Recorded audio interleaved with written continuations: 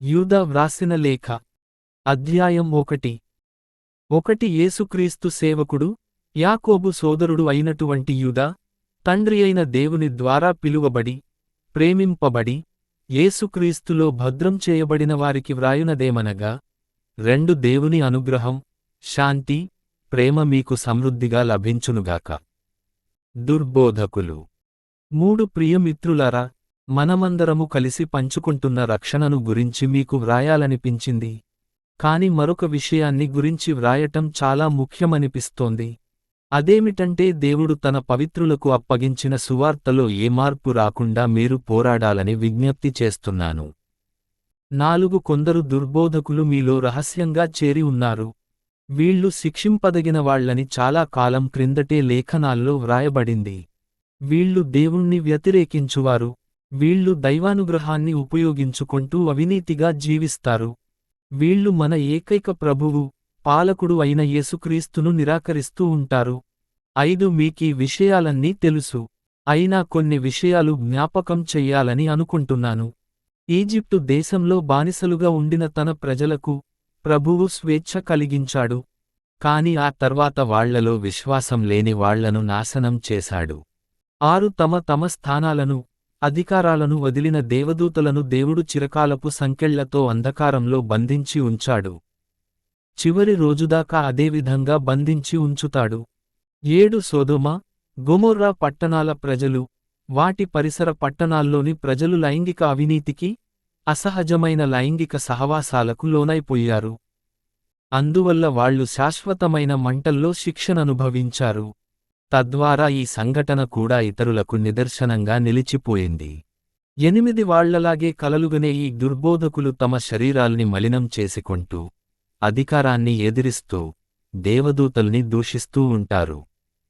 9 కాని ప్రధాన దేవదూత అయిన మిఖాయేలు కూడా తాను మోషే దేహం విషయంలో వాదించినప్పుడు సాతాన్ని నిందించలేదు. వాణ్ణి దూషించలేదు. అతడంత ధైర్యం చెయ్యలేకపోయాడు. సాతానుతో, ప్రభువు నిన్ను గద్దిస్తాడు అని మాత్రం అన్నాడు. ఈ దుర్బోధకులు తమకర్థం కాని విషయాన్ని గురించి దూషిస్తూ మాట్లాడుతారు. తెలివిలేక లౌకికంగా అర్థం చేసుకుంటారు. పశువుల్లా వీటి ద్వారా నశించిపోతారు. 11 వీళ్ళు కయీను మార్గాన్ని అనుసరించారు. లాభం కోసం బిలాము చేసిన తప్పునే చేశారు. కోరహు వలె తిరుగుబాటు చేసి అతనిలాగే నశించిపోయారు. వీళ్లకు శ్రమ కలుగుగాక. 12 వీళ్ళు మీరు చేసే సమాజ విందుల్లో ఏమాత్రం సిగ్గు లేకుండా పాల్గొంటారు. తమ కడుపులు బాగా నింపుకుంటారు. గాలికి ఎగిరే నీళ్లులేని మేఘాల్లాంటి, ఫలమివ్వని ఎండిన వృక్షంలాంటివాళ్లు. వ్రేళ్లు పెకిలింపబడి 2 సార్లు చనిపోయిన వృక్షంలాంటివాళ్లు. 13 అవమానమనే నురుగు కక్కే సముద్రపు కెరటాల్లాంటివాళ్లు. ఆకాశంలో గతితప్పి తిరిగే నక్షత్రాల్లాంటివాళ్లు. వారి కోసం దేవుడు గాఢాంధకారాన్ని శాశ్వతంగా దాచి ఉంచాడు. 14 ఆదాము తర్వాత 7వ వాడైన హనోకు వీళ్లను గురించి ఈ విధంగా ప్రవచించాడు. అదిగో, ప్రభువు వేలకొలది పరిశుద్ధులతో కలిసి వస్తున్నాడు. 15 వచ్చి అందరిపై తీర్పు చెప్పుతాడు. దుర్మార్గపు పనులు చేసే అవిశ్వాసుల్ని, తమకు వ్యతిరేకంగా చెడు మాట్లాడే పాపుల్ని శిక్షిస్తాడు. 16 ఈ దుర్బోధకులు సనుగుతూ తప్పులెంచుతూ ఉంటారు. తమ దుర్వ్యసనాలు తీర్చుకుంటూ, ప్రగల్భాలు చెప్పుకుంటూ తమ లాభం కోసం ఇతరులను పొగుడుతూ ఉంటారు. హెచ్చరికలు, ఉపదేశాలు. 17 కాని ప్రియమిత్రులారా, మన ప్రభువైన యేసుక్రీస్తు యొక్క అపొస్తలులు చెప్పిన ప్రవచనాల్ని జ్ఞాపకం ఉంచుకోండి. 18 చివరి రోజుల్లో దేవుణ్ణి దూషించేవాళ్లు తమ దుర్వ్యసనాలు తీర్చుకుంటూ వస్తారు అని అపొస్తలులు చెప్పారు. 19 వాళ్లు ప్రస్తావించిన ఈ దుర్బోధకులే మిమ్మల్ని విడదీస్తారు. ఈ దుర్బోధకులు పశువుల్లా ప్రవర్తిస్తారు. వీళ్లలో దేవుని ఆత్మ ఉండదు. 20 కాని ప్రియమిత్రులారా, మీలో ఉన్న విశ్వాసం అతి పవిత్రమైనది. దానితో మిమ్మల్ని మీరు అభివృద్ధి పరుచుకోండి.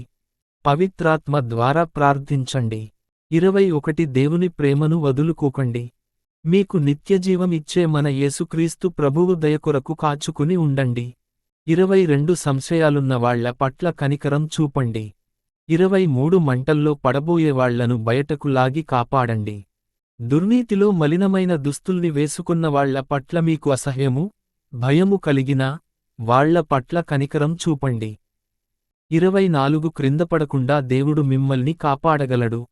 మీలో ఏ లోపం లేకుండా చేసి తేజోవంతమైన తన సమక్షంలో నిలుపుకుని ఆనందాన్ని కలిగించగలడు. అలాంటి ఆయనకు 25 మన రక్షకుడైనటువంటి ఏకైక దేవునికి, మన యేసుక్రీస్తు ప్రభువు ద్వారా గొప్పతనము, తేజస్సు, శక్తి, అధికారము భూత భవిష్యత్ వర్తమాన కాలాలలో లభించుగాక.